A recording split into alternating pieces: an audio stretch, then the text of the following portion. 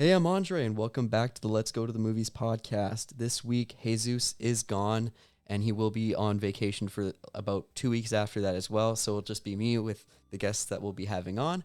And this week, we have Benji Sandergaard from Canada, Alberta, Canada, as well, not as well as me. I'm not from Alberta, Canada. I'm from British Columbia, but same country. Yeah. Um, Yeah. yeah, would you like to Oh, introduce totally. yourself?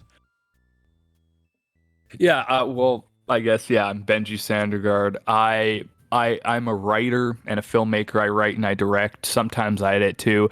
I also do YouTube. I talk about movies, TV shows. We're going to be talking about some nerdy stuff, and I especially love to talk about the Marvels, the DC stuff. I do a lot on the channel about that. Horror movies too. Just I just like film, television, and I like to talk about it, and I like to make it. Absolutely, yeah. Where can people find you? You can find me on YouTube. It's just, simply my name, Benji Sandergaard. And then on Instagram, it's Benji2K01. And Twitter, it's Benji2K01. But pretty much I do my YouTube and then I do some of my writing. And once in a while, I'll give a tease of like, I wrote this page and I'll show it and stuff. But overall, a lot of it's the YouTube. And then, of course, doing YouTube with other YouTubers that talk about film. Perfect. Yeah, awesome. So this week, like what Benji just said, is all going to be about Marvel, or particularly Guardians of the Galaxy 1 and 2, the James Gunn additions to the MCU.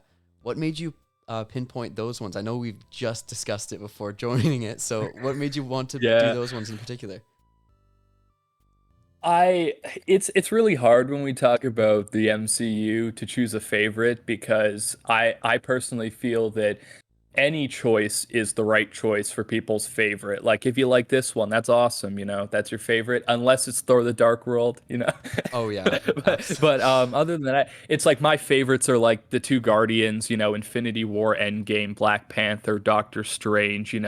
Loki is up there now after the finale. I think that show is as good as a lot of the best films. But I just thought Guardians is fun. Guardians is the one that I've always been a fan of Marvel, but Guardians was the one where I was like got super into watching them when they came out. Like obviously I saw all the ones before in the theater. I saw Avengers, Age of Ultron, all that. But Guardians was the one that got me hyped with, oh, this is like an event. We got to watch them all. I don't know, maybe the 60s, 70s soundtrack and the comedy, James Gunn's writing and directing. I like him as a director and a writer, and he did a great job with it. I think it's one of the most unique parts of the MCU. absolutely. Yeah, when I was watching the MCU movies as they were coming out, I think I was only kind of tuned into it really as they were ramping up for the first Avengers movie in 2012, and then after that I was like, Mm, "Oh, I'll go out to try to see other ones as they're coming out as well, like Winter Soldier, Iron Man yeah. 3, Civil War, all those ones." And I was comfortable with those because I knew all the characters already. It was all introduced in Avengers and everything, and I'm not a person that read the Mm, comics. I would love to get into reading the comics because there's such interesting yeah. like pieces of art. But so when I saw Mhm. the ads for Guardians, no idea what it was. I was so Yeah. lost. Well, that was everyone. Yeah, and that's awesome that they Yeah, decided to bring everyone. that in. Yeah. The fact is that it they didn't know how the movie was going to turn out. They took all these characters no one's heard of, and they arguably have made them some of the most iconic in the universe, some of the most favorited. Star-Lord. No one knew Star-Lord was. Of course, Groot. Merchandising, Groot and Rocket, such a big part of Disney merchandising at this point. Same thing he's doing with the Suicide Squad. Other than the ones that came from the first film, he's taking all these characters no one's heard of, unless you're a fan, a super fan of the universe, and he's gonna create them into some awesome characters. And I know, I think he did that with Guardians, and then he did that with the add-ons in Guardians 2, the new characters. He just took people that he really enjoyed from the comics and made them into icons, which I thought was cool because it's the same thing with like Doctor Strange and even Black Panther. Like I didn't know about the Black Panther comics as deeply, but then the movie came out and I was like, wow, this is really good. And it's one of my favorites now. Absolutely. There's when I was thinking about who really stars in the Guardians franchise as well, and like in the main team, I mean, it's interesting Mhm. that James Gunn also chose, in my mind and me as a avid movie watcher, two people in the lead roles that weren't just voice acted, who were not as well known in the bigger Hollywood eye. Chris Pratt and Zoe Saldana. Zoe Mhm. Saldana has done like a ton of stuff, but Oh, like she also 100%. was Avatar. Yeah. Never recognized her face in real life because Yeah.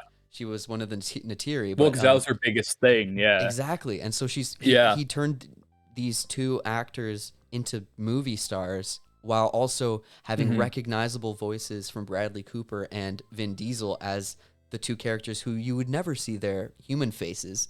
So it's an interesting decision for that. I mean, he like turned. And then he took a wrestler who wrestlers are amazing actors, you know. He took Dave Batista, who hasn't done a movie. I don't think he did a movie before that, and turned him into one of the most iconic wrestlers turned actors with Dwayne Johnson and yeah, with Dwayne Johnson mostly, The Rock. It's you only have a few that have become iconic, and he has because of James Gunn saying, "Hey, I want him in the movie." Absolutely. He's I keep saying absolutely, oh my god. But Dave Batista, he's not just restricted to the same type of character as Drax. He was in the Army of the Dead movie that I think is also James Mhm. Gunn. Is that, or and maybe Oh, that was Zack Zack Snyder. Snyder. Because Yeah. basically Zack Snyder did it before he did the reshoots for Justice League to get the 4 hour cutout. Okay. And Army of the Dead did well. So it sounds like his future's going to be doing Netflix movies because he's not really a fan of Warner Brothers right now. And it's Yeah. totally understandable. Exactly. But you see, like Dave Batista in that scenario, he's not pigeonholed himself into a character similar to Drax. He's able to do a bunch of Hmm. different things. I saw him in this one. I don't even know how I found it. It might have been on Netflix. It's called Bushwick. It's a weird Mm, post-apocalyptic movie that also stars one of the main actresses from Pitch Perfect, not Anna Kendrick or Rebel Wilson, but really? like one of the leaders of the a cappella group. I don't remember the actress's name, unfortunately, Oh, but yeah. yeah, so they were in this movie together, and if I'm remembering correctly, a big chunk of it was like treated as a one take, like a huge portion of the movie. It Really? feels like that, and I was like, oh, okay, this is interesting. It's like a post-apocalyptic. Nobody knows what's happening because it's just following these two characters as the city's getting ransacked by some military force, and I was like, Oh, okay, yeah. this is cool. We get to see Dave Batista not doing this like comedic role in any capacity because this one felt a lot more dark, a lot more serious. Haven't seen the movie in a long time. Might be Mhm. really bad, but it was interesting to see him like that. It's a different character. You know, the casting of Guardians has been an interesting thing. Even like not just the ones that were cast, hearing his original initial pick for Star Lord is quite interesting too, being Glenn Howerton from It's Always Sunny, who plays Dennis, Oh, was originally supposed to be the Star Lord, but then he had to pass on it, or maybe he was the second choice, and it went to Chris Pratt. And I heard that, and I've been after hearing that, and then after watching all the seasons of It's Sunny, I want him in the MCU. I think Mr. Fantastic is the choice. I would love to see him play Mr. Fantastic because he could be sarcastic but also like enjoyable. But no, like hearing that, like he genuinely was like, I want Glenn in this movie after he did 6 or 7 seasons of It's Sunny. And I was like, wow, that's interesting. He's picking these actors who you wouldn't necessarily think of when you're like Marvel actors, you know? yeah. Same with Florence Pugh in Black Widow. No one would have thought of her as, oh, I'll put her in Marvel, even though she did like Fighting with My Family and Midsummer and all that. No one would sit there and be like, oh, Florence Pugh, you know? These directors are picking some great actors who are not the stereotypical action star, but they turn out to do really well in their roles and they become a good fit for the universe. You know, Benedict Cumberbatch as Doctor Strange, Oh that's a yeah, different choice. for Even sure. though they look the same, they look exactly the same. It was a choice that wasn't expected either, but he's so good in it. Yeah, and when I think about similar things to Chris Pratt, I was watching Parks and Rec just a couple of years ago, and I was Mhm. noticing, oh, the later seasons, that's when he got in shape for the role of Star Lord, and I was kind of taken aback because we were just thrown into this new season, and suddenly he's just chiseled, and he's not Andy Dwyer, Yeah. like just the goofy character anymore. He's like still goofy, but all of a sudden like Mhm. just absolutely jacked, and I kind of can see a similar thing that they did with David Harbour. He's like the kind of goofy, Oh like yeah. heavier set sheriff, or yeah, sheriff in Stranger Things. Suddenly Yeah. he's Hellboy. Suddenly he's in Black Widow as well, and it's Yeah. that one really threw me for a Yeah. loop. What he said, I loved his interview where he talked about doing Black Widow, and he was so happy because he got in shape for Hellboy, and then they were like, and then he didn't want to be in shape again because he had to do Stranger Things. So they did the whole thing with the joke of him being not in his prime anymore, and he's got a dad bod and everything, and he was so excited to not get in shape to do a Marvel movie like anyone from Cumberbatch to Downey Jr. to Evans had to do. He was just so happy he could just be Red Guardian. And I think that him they let him also do like be stupid funny and kind of thing, like dad funny, like dad jokes and stuff. And I respected that. I love that about it. And it made his character much more enjoyable than if they would have played him straight, you know. They let him just be the crazy dad who's also a Russian superhero. For sure. And they could have kept, honestly, now that you've mentioned that he didn't have to get super chiseled or anything for Black Widow, they could have equally had Chris Pratt not get into full shape for Star Lord either, because his character doesn't. It's just in that one scene where he's getting hosed down in the prison, where you kind of get like Yeah. the high angle of shirtless Chris Pratt, and it's just kind of feels weird that it's the only time we see it, because he's not necessarily a character regarded for his strength. So it's, I don't know. It kind of just Yeah. feels like it might have been Chris's choice for it, but it also could have been Yeah. something else. Well, I think that a lot of the actors when they get to do it, I would be the same way if I was cast to be a superhero. My first thought would be, yeah, I need to get ripped for the role. And I get why people do it. Brie Larson did her whole YouTube where she was showing off getting ready to do Captain Marvel 2 and all of her stuff when she was doing Captain Marvel. Chadwick Boseman did the same thing. And it's just like, I get it. I get the rippedness, but not every superhero has to be ripped. And it's cool that they acknowledge that they can have people who where they don't have to put them through that like 4 months of working out 4 hours a day to get ready for a Marvel movie. But no, I get it. If I was cast like tomorrow as a Marvel character, I would be running to the gym being like, I gotta get the best, body so that I can do all these action scenes and all that. Yeah, and when we think about actors that are, I mean, in general, like action stars, you can really see it that it's just that's the genre that they're working in for a long amount of time, and so it just Hmm. makes the most sense if they want to keep up those characters in the eyes that they perceive it as. But when I think about Yeah. also actors that do just insane body transformations. This is getting kind of this is a weird tangent, but like what's, oh my god. Oh geez, what's his Christian name? Bale Christian in Bale. Yes. the Machinist.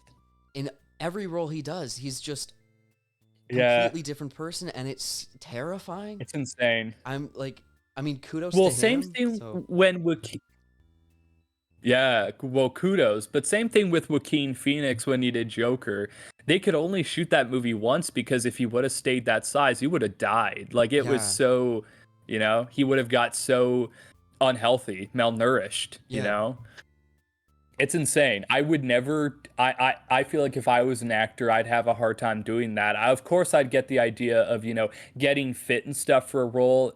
100% get that, but I would never go to the levels of Christian Bale and The Machinist because that is too bad. That's too much, you know? Yeah, I mean it's just even scary to think about how he did it and then reverted right back to his Batman like physique, which is Yeah. just scary. And I'm in no position to comment on people's bodies. Like they can do whatever they want, but just looking at it, I'm just like, it's Yeah. impressive that he's willing to do this for roles because Yeah. it's.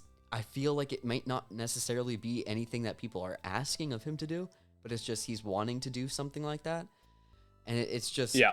like I never like if I ever met him, I would be like, "Well, okay, this is like superhuman ability that you have to be able to do this at like in his 40s. It's just Yeah. insane. Well, he just did Vice. He just did Oh my Vice, god, and he yeah. literally said he ate like a bunch of pies every day, and then he got to that physique, and then he dropped it again because he's doing another movie. I think it's more action packed. So he lost it all after he did Vice. I'm like, wow, it's insane. It's cool that people can do that, but I think that it's also a risk you're taking as an actor for your own health, you know, mental health, physical health, that doing that stuff, you know, and it's something that I would never jump into on the side of I would get fit for a role if they were like, hey, you're doing a Marvel movie or a DC movie, but I would never drop the pounds to the point where I literally could have so little weight that it's dangerous. Yeah, exactly. And I mean, in either direction, like either extreme, it's just too big of a risk for your health to try to Yeah. make it like in a span of a few months, because that's generally how they try to do it from what I've read up on. hmm And like I just heard like for Yeah, example, well, yeah, usually 3 or 4 months, I think. yeah, and like for example, I just read somewhere kind of going back to the MCU, uh Chris Hemsworth just got to his like most big in terms of muscle mass for Thor Love and Thunder, Well, and yeah, it's that he's like photo with Taika insane. Waititi. Yeah, that picture, oh my god, he's got like tree trunks for all limbs. Well, he got that fit because he's Hulk Hogan right away. He's doing the Hulk Hogan movie. So he had to Oh, obviously get that physique, and I get that. It's just wild to see. he's doing a Hulk Hogan movie. I had no idea. Yeah, Chris Hemsworth has was confirmed, I think, around 4 or 5 years ago. But because of the MCU, they couldn't shoot it. But they're shooting it I think that either right away, I think they're starting to shoot it where he's playing Hulk Hogan, which it makes sense why he's getting those muscles. Another person on that set though, Natalie Portman, and those Oh, holy shit, man. she's Those are also clearly not fake. She clearly worked out for that movie. That's insane. is she gonna be playing like a super role? Do you have any information on that? Yeah, so what I've heard, and this is from everything from Reddit, you know, leakers to pretty much what we've been given so far. What I've heard is that Thor Love and Thunder is going to have the Guardians in it, obviously, but Yeah. also Jane Foster's in it. And she's basically going to become Lady Thor.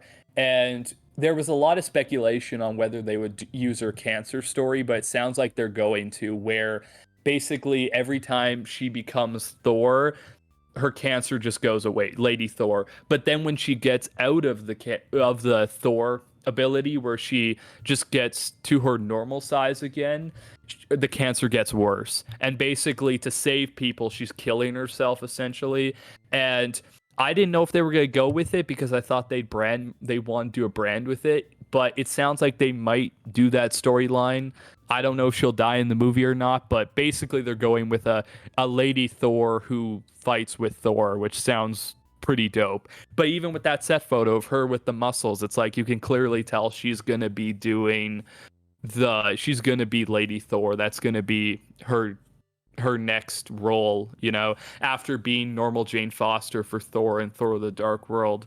Oh, awesome. I never heard that. I just saw the set photo, so that's a really interesting Mhm. storyline for it. It kind of reminds me, I don't know if you've seen Invincible on Prime, but it reminds me of Yeah, Monster Girl or Beast Girl, whatever that character's name is, where she just yeah. is reverting Well, her age, yeah. you know? I mean, Hmm. not the same impediment that is being implemented on Lady Thor, but like it's still kind of like she's killing herself as she's saving people. It's like Yeah. an interesting, like almost ethical dynamic adding to a superhero Yeah. character, which is pretty interesting.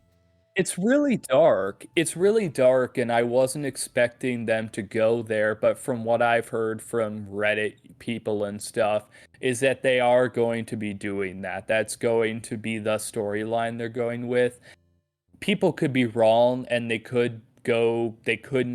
might not use the cancer storyline, but we know for sure she's Lady Thor, though. She's gonna be the the alpha version of herself, which is pretty cool. Oh yeah. Oh, just by the way, if it seems like it's taking a while for me to respond, there's like a delay with the audio for some reason. So Oh yeah, totally. yeah. um, but Yeah. Well, that's just how it goes. exactly, yeah, with Discord especially. But with kind of like Hmm. what you're saying, surprised that they're having this dark topic implemented in the MCU. It kind of, when returning back to the Guardians, I was really shocked to see how they used Ego in Volume 2 and just the Oh indication that yeah. Ego killed Peter's mom. And that Yeah. whole dynamic, I was not expecting in any way. I really think that they pull it off Hmm. in an interesting fashion. I mean, like I said, I've never read the comics, so I didn't know about Ego Yeah. the Living Planet, but it was just an interesting twist for somebody who wasn't interested in it, but also kind of like, oh, they're making this is more mature than, I don't know, that more mature than Iron Man 2 or something like that. Yeah. Well, I love they're doing that. Iron Man 3 was talking about terrorism. Same thing with Winter Soldier and their Cold War messaging.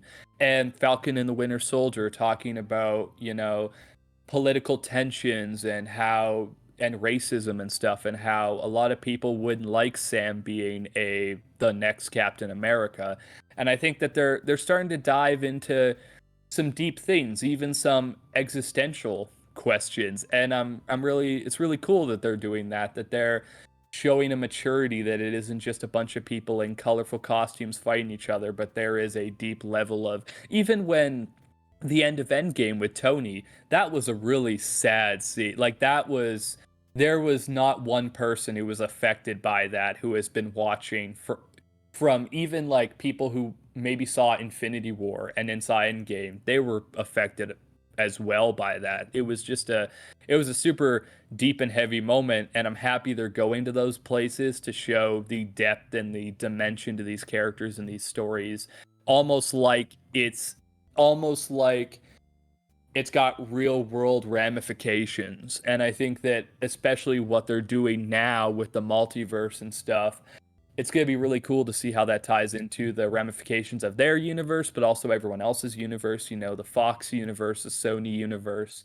all that. See how it all affects that. Maybe in Doctor Strange or Spider-Man, the Fox universe will just get erased, and then all those characters, Hugh Jackman and Ben Affleck's Daredevil, just won't exist anymore. And it's it's nice to see that they're building into that they're taking the pre-existing content, because a lot of people's worries were we would never see those characters again. But with WandaVision having uh, Evan Peters Quicksilver, it's cool. It's cool to see that they're acknowledging these people. Maybe we'll get Hugh Jackman, and obviously we're getting Ryan Reynolds as Deadpool, and probably we're getting Toby and Andrew as Spider-Man. It's nice to see that they're acknowledging these other versions of these characters that people have loved for, at this point, probably 2 decades for a lot of them. Hmm. And it's awesome. DC's trying to do the same thing, but because they haven't built a universe around it, they're gonna have a hard time with it. The Flash, cool that they're bringing Supergirl in, cool they're bringing Michael Keaton's Batman, and probably maybe Christian Bale's Batman, but there's not enough depth to those characters yet to really, you know, make this feel like multiple worlds, because every movie's by itself. Birds of Prey is in its own world. Suicide Squad and the Suicide Squatter is in its own world. The Batman, Joker, Zack Snyder's Justice League, they're all in their own worlds, and they don't feel like a connected tissue like the MCU. That's what I love about the MCU. It's one big story. and they're taking things that they've acquired and adding them to the story in a way that makes so much sense, and they can bring back these amazing characters, Hugh Jackman, Ryan Reynolds, hopefully Patrick Stewart is in some. Maybe we'll get James McAvoy, Professor X, any of that. I think it's great that they're acknowledging them and they have some love and passion for these versions of the characters. I say absolutely gonna gotta stop doing that. Jeez. Um, yeah, everything that you've mentioned for sure. It's so, I mean, interesting to see that they're growing as, I would say, not say franchise, because it's multiple franchises within the universe, but it's growing as a concept. It's growing as a studio, even to just kind of break out from the stereotypical superhero movie where, oh, big battle at the end, city's destroyed, but for some reason everyone's happy. Yeah. We're like kind of seeing the Well, the implementations of first stuff. phase. Yeah, that was the first phase, basically. Big baddie comes in, good guy beats him.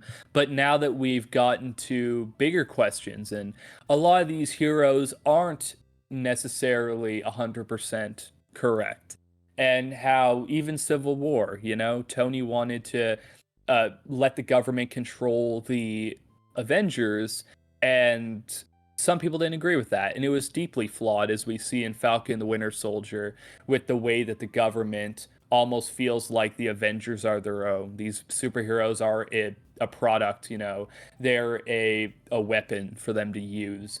And it's much more than just a superhero fighting a supervillain. And the old comic runs did a good job with it, with the storylines, but these movies are bringing it to another level of just this, people aren't morally like correct 100% of the time, and they're showing that these superheroes and even supervillains, Killmonger and Black Panther, such a good villain, and his reasonings are, I agree with his reasonings. He's a person who got screwed out of his his future, his possible future as the king, and he just wants answers. And even though he does it in a way that's not right, releasing Claw and everything and all the stuff that happens in that movie, it's understandable where the villain is coming from. And I think that that's awesome that they're making three-dimensional characters on both sides, because when I write stuff, I don't want to make characters that are one dimensional and, oh, you're all good and you're all bad. Everyone has flaws, and it's nice to see that they're going deep with it, and and some of them are becoming storylines.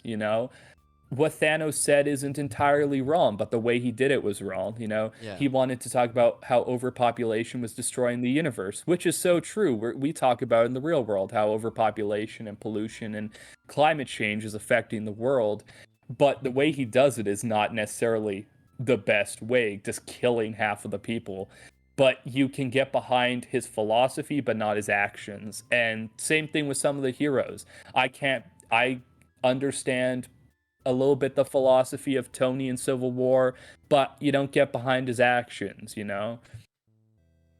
Yeah, and everything, like you said, phase one was just the introductory step before getting into these more intense topics, and it's really cool. Like I think the latest MCU film that I've seen was maybe Far From Home, if I'm not mistaken. I think, because I haven't seen Black Widow yet, but yeah, so I think the last one I have seen was Far From Home, and even with that one, the implication at the very end of it that Peter Parker is a terrorist is just mind-boggling. That, oh, they're gonna consider this idea for potentially the next movie. Yeah.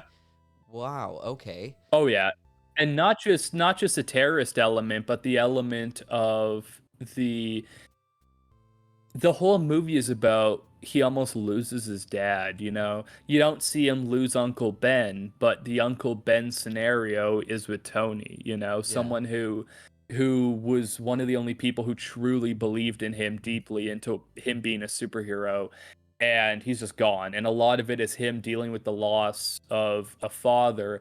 And then after that, when he thinks that he's getting to the right path, they're like, oh, well, J. Jonah Jameson says you're a terrorist because Quentin Beck pretended that you were the villain in the whole thing, which will be interesting for Spider-Man 3. He'll be on the run from, the government, and he'll meet the other Spider-Men and all these other villains. You know, William Dafoe as Green Goblin and Alfred Molina as Doc Ock and Jamie Foxx as Electro. He's gonna meet all these. He's gonna have to fight these people and meet the other Spider-Men and realize that yeah, he's recognized as a terrorist, but that's not the biggest problem at this point. The biggest problem is the universe is collapsing on each other, and all these different versions, some good, some bad, are colliding. And I think that that's going to be interesting, them telling that story.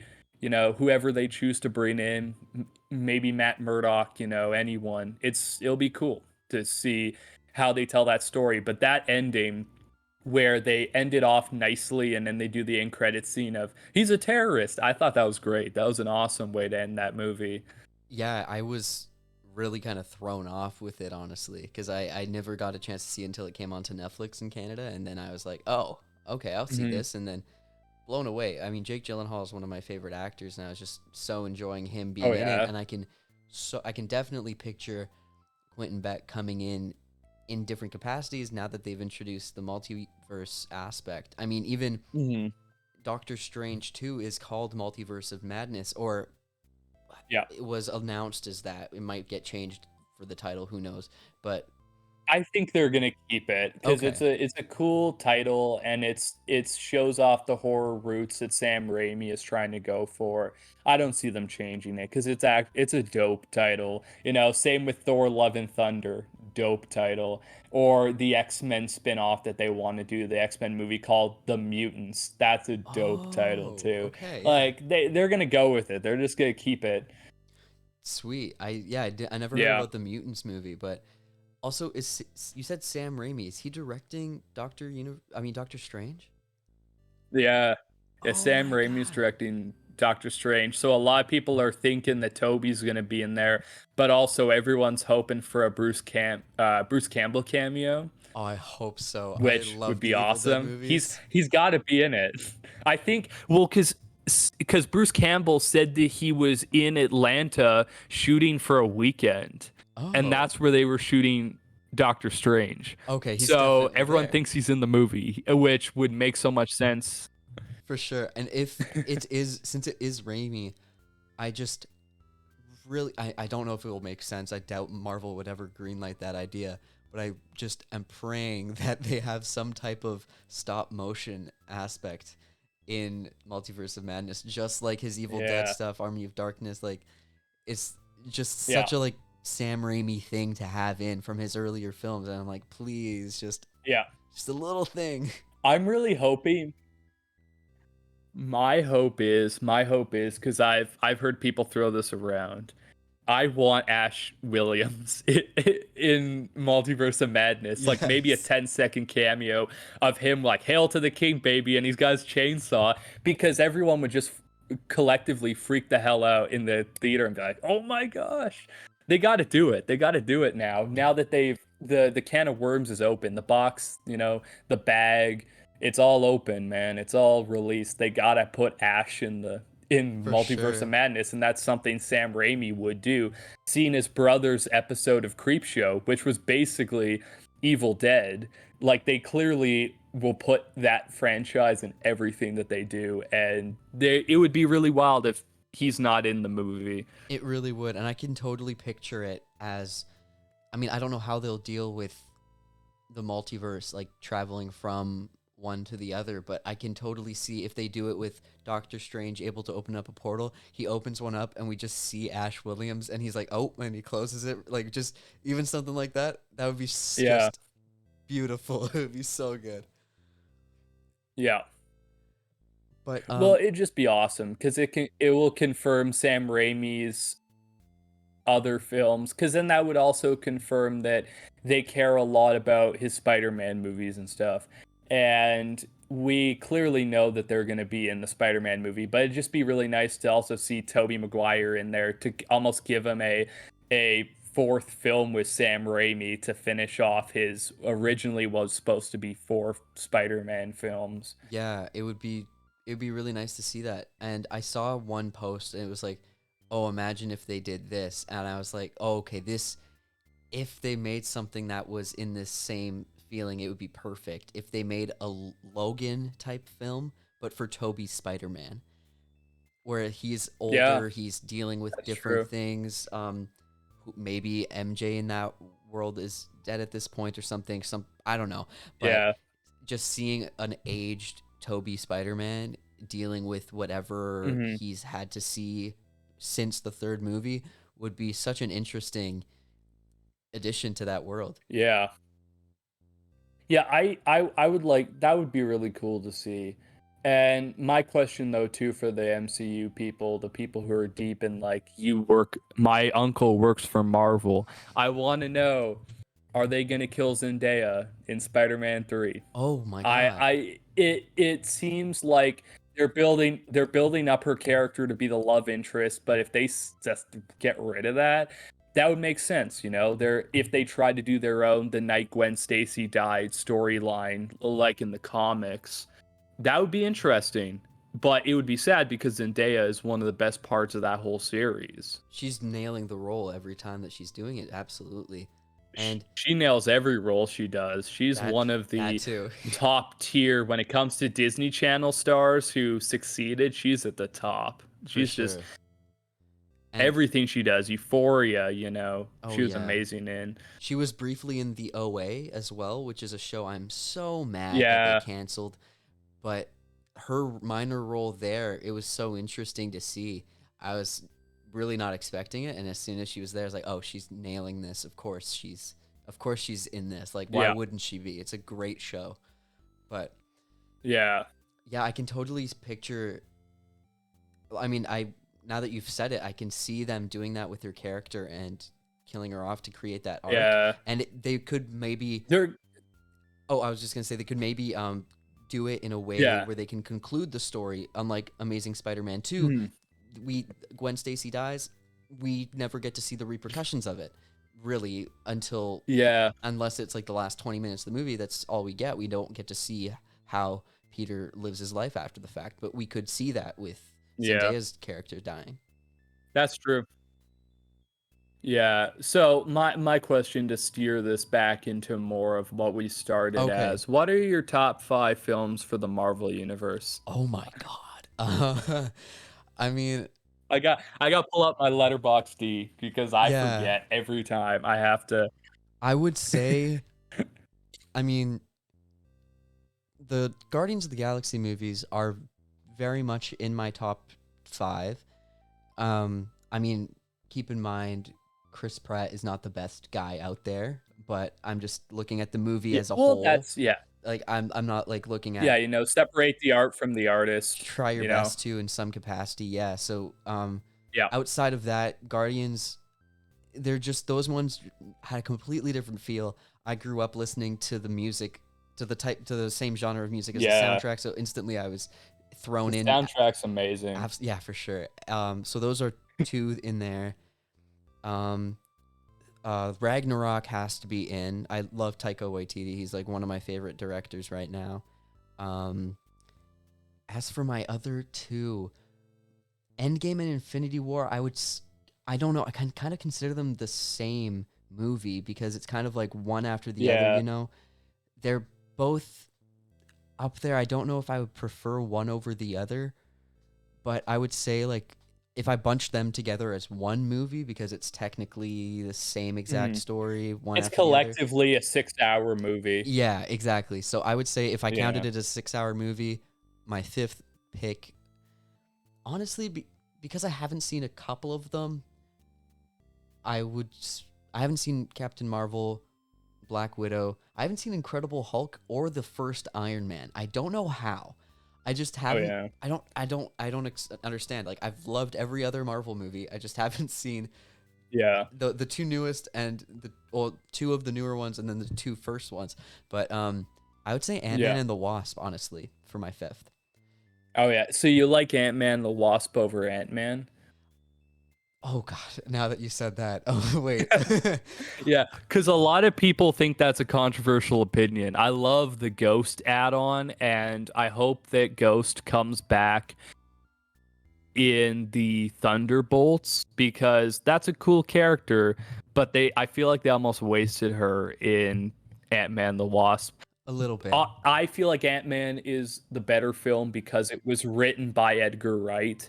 Oh yeah. I wish it was directed, but Marvel's a little bit sometimes controlling about stuff. But yeah, Yeah, I would say, I mean, now that you've mentioned that, Ant-Man and Ant-Man and the Wasp, I really enjoyed both of them thoroughly, but I guess, I mean, Ant-Man was an amazing introduction to Scott Lang's character. Really enjoyed it, but I would say the reason I'm kind of steered more towards Ant-Man and the Wasp is just because, like, it's more established. We know who they are, and I get that. we Yeah, get, like, I mean, Civil War introduces, like, the new aspect of a big Ant-Man, or when he, like, gets bigger and Yeah. stuff. It's like we get to, like, kind of get a more of a feel for, like, what his character can do, and we also are introduced into the quantum realm, and it's all Yeah. tied in directly with Endgame and Infinity War. So just, I guess, Yeah. because of the ties it has to other things and how it's kind of in and of itself built up from these previous movies that has had Ant-Man in it, that's why I like it more. I'd have to rewatch them to see if story-wise I prefer it. Story-wise, I probably prefer Ant-Man. But just looking at everything surrounding it, Ant-Man and the Wasp, in my mind, feels like it provides more to somebody who's seen other Marvel properties already. But yeah. What about you, though? What are your top 5? Ant-Man. Oh, sorry. Well, before I get to that, Yeah. it's okay. The great thing about Ant-Man is that it put Baskin Robbins back on the map, and I thought that was There you go. Yeah. because they always find out. Baskin Robbins always finds out. For sure. No, my top 5, because I guess I'll put Infinity War and Endgame together because of the fact that it's basically one movie. Obviously at the top, Infinity War and Endgame, because it is one of the greatest pieces of cinema ever made. I love Martin Scorsese's films. I think he's done some flops. He's done a lot of great ones. I disagree with him. I think that Infinity War and Endgame are two of the best pieces of cinema ever made, and they are cinema. They brought you to a new world that you've never experienced before and gave you experience you've never experienced before. And they did a great job putting you in the Marvel, like the universe of Marvel, and it was some of the most amazing, it's one of the best experiences was seeing Infinity War and Endgame to the end, and then seeing Endgame and everyone collectively being really excited about it. But following that amazing two-parter, you got Doctor Strange. Oh, yeah. You got Guardians of the Galaxy, Thor Ragnarok, and Black Panther. I completely those forgot. are probably my top because they were the most unique. Yeah, I completely forgot about. Oh my god, I feel so dumb. I completely forgot about Black Panther, Doctor Strange, and Winter Soldier. Also, like, just That's amazing true. movies. Winter Soldier's pretty good. I mean, I guess I can't technically answer the question anymore. I like too many of them. I guess if I had to bump one out of the 5. For me, it's. If I had to bump one out of the 5, I would bump out Guardians 2 and replace it with one of the other 3 that I just mentioned. Doctor Strange, Winter Soldier, or Black Panther. Any of them can take my 5th spot. Doesn't matter, just any of them can go. But yeah. Well, I've been a fan of Marvel since I first played this. I got this, it was out of a raffle. My family got this game where you could put on a glove and be Spider-Man and shoot villains and stuff. And that was when I was like 3, but ever since then I liked Marvel and stuff. And it's really hard to rank Marvel because half of my list is 5 stars and really high 4.5s, out of 5. And they're all amazing films. They've done a really good job with it. And I totally get when you ask a Marvel fan, they're like, I don't know, because it changes, it shifts. Some days my favorite is, Guardians, or my favorite's Doctor Strange, and it usually depends on if I did a rewatch, because for a little bit Doctor Strange was my favorite out of the whole universe, and then of course Guardians. But now I gotta settle with Infinity War and Endgame because they are just an amazing, 5.5 hour piece of cinema. But no, it is hard. It is hard to choose your favorite because there are barely any ones that are bad. There are obviously other choices that people say, Iron Man 2, Thor the Dark World, Incredible Hulk, where they're like the ones that clearly aren't as strong. first Thor movie, but they're all really good, and I think they all it's almost like you need to rank them as one film because they kind of are. Throw in the TV shows too now. It's just one film. It's the longest running franchise, I would say now, beating James Bond. I would assume it's at that point now. And especially with everything announced, it's going to be the longest running franchise of all time. And I got to congratulate them for that. Absolutely. I don't think it's the longest running in terms of duration through time than James Bond, but it's like in terms of how many movies there are. That's true. It's blown James Bond out of the water. Absolutely. At this point, for sure. I mean, especially when we introduce the multiverse, all of the Sam Raimi movies, the Andrew Garfield, all the X-Men movies, those all now count too. Yeah. So, yeah, it's in terms of number. All the other Fantastic Fours. Yeah, in terms of 100%, the number, it's all of them count knocked now. out. It's just knocked out James Bond, which was the longest running franchise, or is the longest in duration. I think because there are 25, I think. I have all 24 in the box set hiding back there. I think there are 25 with No Time to Die. 26, that's if the movie actually comes out. 26 is No Time to Die, okay.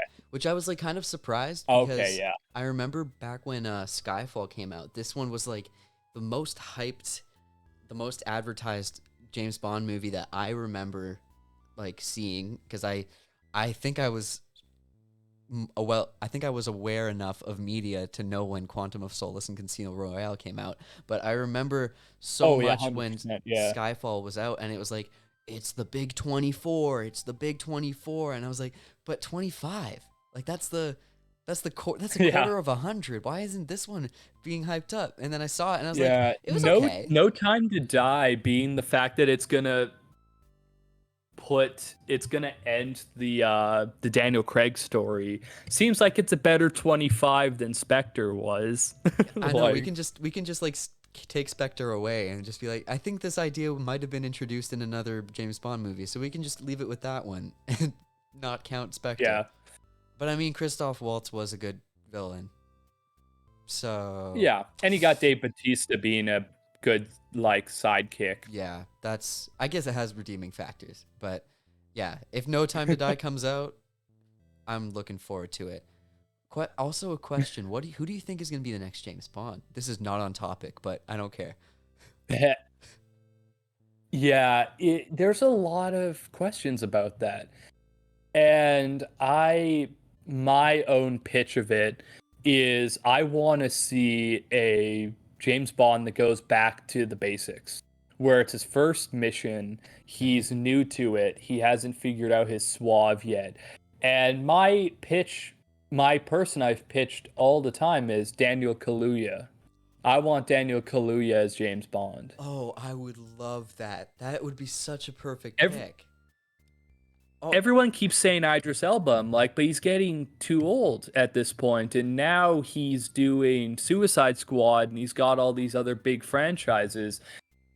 I want to see them give it to Daniel Kaluuya and say, here you go, here's 5 films to be James Bond, but he's young James Bond. He's James Bond that's inexperienced. He's James Bond that will shoot the villain before he gets information, because he's basically the same thing they're doing with the Batman and Robert Pattinson. I want to see them take it to a place where he's not fully understanding of the repercussions of his actions yet and the things that he will do to get information. I think that'd be awesome. And then putting Daniel Kaluuya in, who is an amazing actor and who is the same lineage of, all the James Bonds so far. He's from the same part of the world, so it wouldn't be confusing.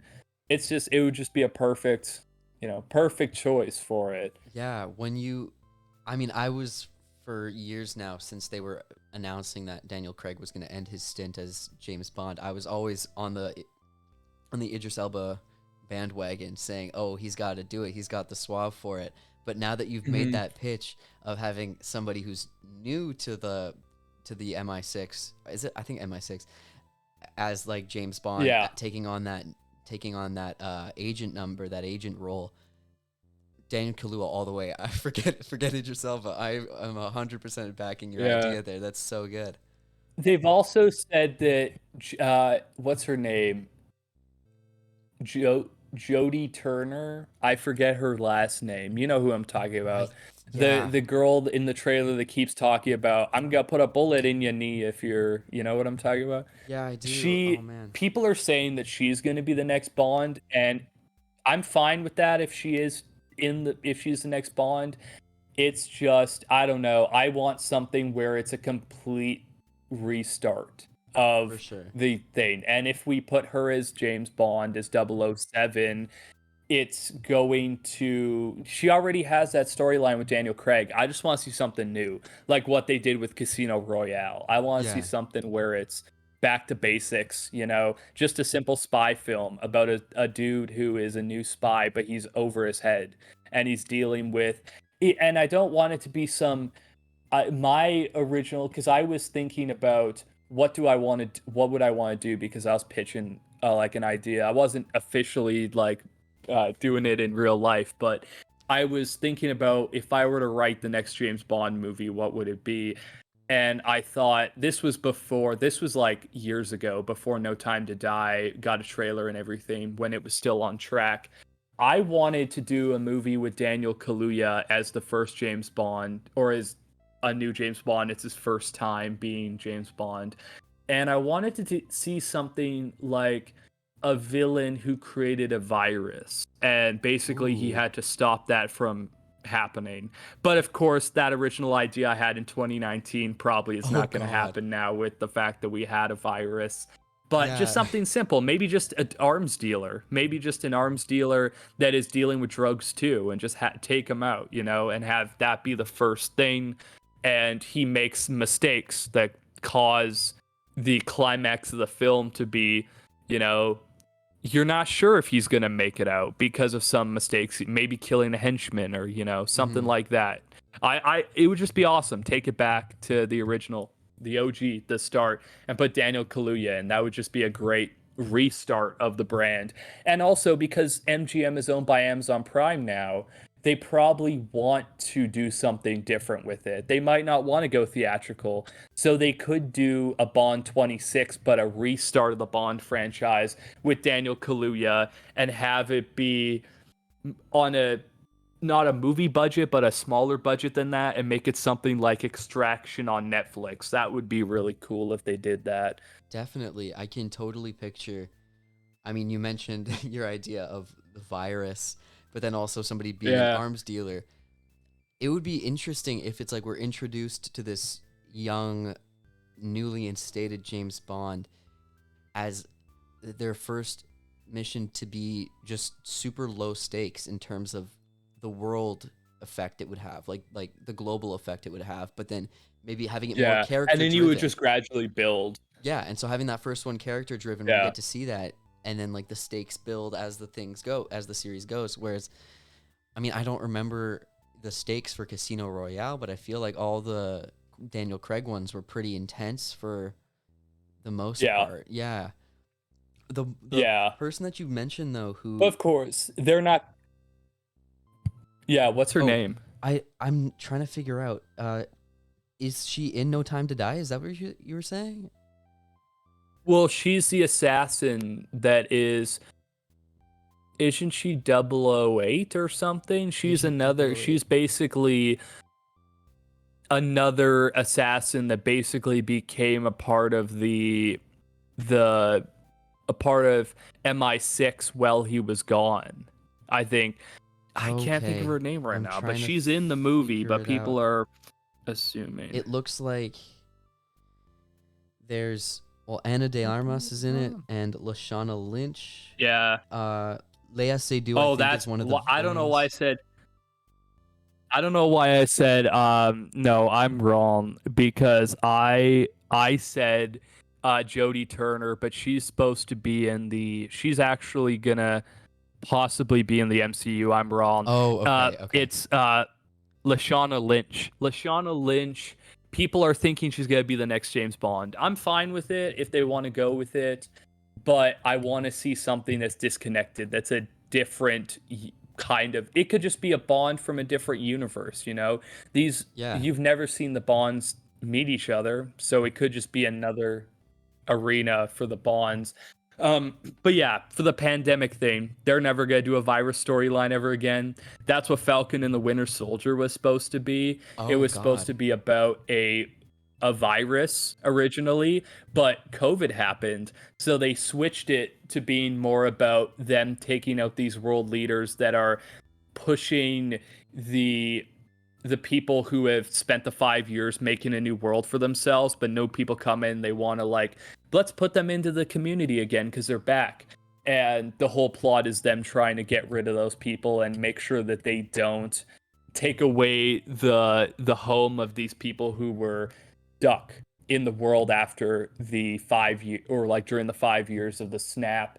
But it, yeah, originally was supposed to be about a virus that they were gonna, that her character was going to, I can't think of her name either. I feel so bad. I can't think of names right now because she's an awesome person. I'm following her on social medias and stuff when it from Falcon Winter Soldier. Was she like a Um colonel or it like a originally, yeah, Aaron politician of some kind? Kellyman was supposed to release, like, yeah, Aaron Kellyman was supposed to release a virus, or Oh, okay. her team, you know, the team of people with the masks and stuff, were gonna release a virus, and they had to stop the virus before it spread, you know, before it killed more people, which would have made sense because they would have been targeting the people that were the newly added into the world after the 5 years, and it makes more sense than what happened. But no, yeah, uh, I came up with that Bond idea like 2 3 years ago, and it would have been a good idea that I could have pitched to MGM, but it's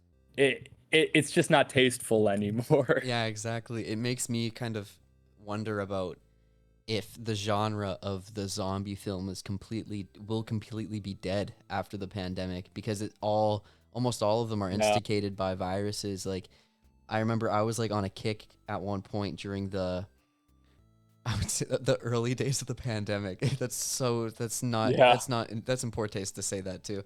But like watching the movie Contagion, watching Oh, me Hashtag too. Alive, a bunch of movies like that. I watched a bunch of apocalypse. Yeah. I watched a bunch of apocalypse movies, and then I watched American Horror Story Apocalypse in the first 2 months because it was just a way for me to internalize the idea that there was that looming possibility that our world wouldn't go back to what it was before. And of course, I played The Last of Us 1 and 2 around that time Oh too. jeez. So it's just a way for me to kind of, you know, be okay with the fact that the future wasn't set. And I don't find anything wrong with it. A lot of people watch Contagion in the first month of the pandemic. I did too. But yeah, no, I don't think it's wrong. Maybe it's phrasing of saying it like I was in a kick. It was like Yeah. I was in the mood, you know. Yeah, Maybe it's that's not the way to say it, yeah, I take but that back, but I for sure don't recommend. I watched Contagion when I was living alone in my apartment. All my roommates left because our area where we were living was in high alert, and so our college town just shut down. And my yeah, roommates were like, "Yeah, we're gonna just drive home," and I'm like, "I have to fly across the country, and my flight's in another month, so yeah. I have to stay."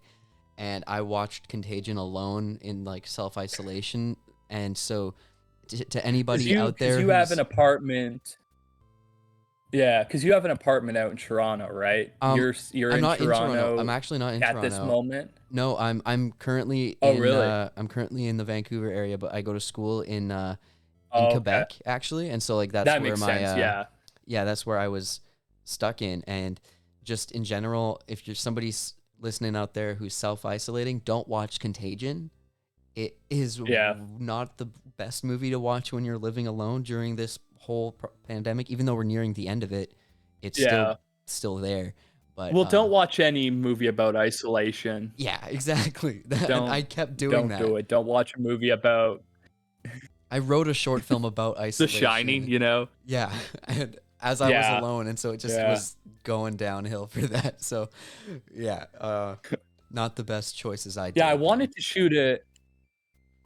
wanted to shoot a guerrilla short film or like a guerrilla style, maybe 30-minute film where it would just be me hanging out and it would be somewhat semi-biographical of like me living during that. But I just never had, probably because of just everything that was going on, I mentally was like, I'm just lazy. Like, I don't want to do it. But it would have been interesting to do a movie, and really like what I wanted to do, I had a concept. It's funny. I had this concept a month into the COVID pandemic. I started recording certain things to possibly make a movie out of it.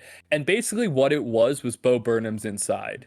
And I Okay. didn't even know that was happening. I didn't think he was ever going to do a comedy special again because he left for a while and he did movie roles and directing movies. So I didn't know about its existence. So I was basically pitching in my own mind, maybe I'll do that. Maybe I'll do a movie about being stuck inside where I can have skits in it and I could do stuff that's more deep into like how much it sucks to be locked down, you know? But of course, Bo Burnham made it around the same time I was thinking about making it. He was making it. So I thought that's pretty wild. Yeah, I mean, I think a lot of people were maybe thinking about stuff like that. Like I know I was kind of Mhm. in a similar mindset of like, oh, how many people are going to come up with quarantine themed stuff? But it's interesting that you had like a Yeah. similar like exact structure close to Bo's. Yeah. Obviously not music because I'm not musically talented at all, but it would have been stuff that would have been me in my home mocking it wouldn't just be about the pandemic, but it would be mocking different things that were happening at the time, like the crazy Karen culture or just random things like that. That was originally my concept of it, but it would start out as just me not knowing what I wanted to do and then becoming something bigger. But then I got lazy, of course. I got lazy and I got depressed and then I didn't want to do anything. I stopped doing YouTube for a bit too until the movie theaters started opening again because around for me August 2020, I think our theater opened up again. So I saw Tenet and I saw New Mutants. And I really got back into the idea of doing my YouTube, which was on and off for a while. Because even before the pandemic, I didn't upload that often, you know? January 2020 was when I started to be like, oh, maybe I'll do it again. But it was on and off. But once July, August of 2020 happened, I just wanted to do it again because I've been doing it on and off since maybe I was 15, reviewing movies, talking about movies, making content. But something about the pandemic and just being inside, I was like, I could just do movie channel again. So of course I got in talks with my buddies, Alex Laba, Cinecreep, all the somewhat icons of Blu-ray YouTube, and we just kind of a lot of us just felt this urge to start doing videos again. So a lot of us started again, and that's what happened was I just started making videos again, and now I'm at about 180 subscribers where I started around maybe 20 in a somewhat at less than a year of just creating content. And I don't know, it something about the pandemic, I think that there was something about being inside that caused a lot of people to get creative, and it For was really sure. cool to Yeah. see. I think just a lot of creative minds who were like, well, I have all this time. Yeah, it definitely there's so much interest with how the pandemic ran. I mean, we're at an hour mark, so I'll start to kind of wrap everything Oh up. yeah. So great that you ended it on Oh, to another. wrap it up, Oh, yep. I really like Guardians of the Galaxy. To wrap it up, because we didn't really talk about Guardians of the Galaxy. Who I really cares? like Guardians of the Honestly, Galaxy yeah. 1 and 2. They're really awesome. Great score, great music, great characters, great cinematography. James Gunn's awesome. There you go. I basically just did what we wanted to do in 30 seconds, but it became about James Bond, the pandemic. But that's Whatever. awesome Who because cares if we go on podcasts off flow, topic? when Yeah. Joe Rogan did the podcast with Tarantino, you just flow. Exactly, for sure. But yeah, so thank you again, Benji, for chatting Oh very yeah. last minute to talk for the podcast for this week. But yeah, check out his YouTube. It'll be linked in the description. And also, I check out my YouTube channel. I just released this past week a short film that I made by myself in my basement for the last couple of weeks. Anyways, yeah, if you really want to check it out, you can find it on my YouTube at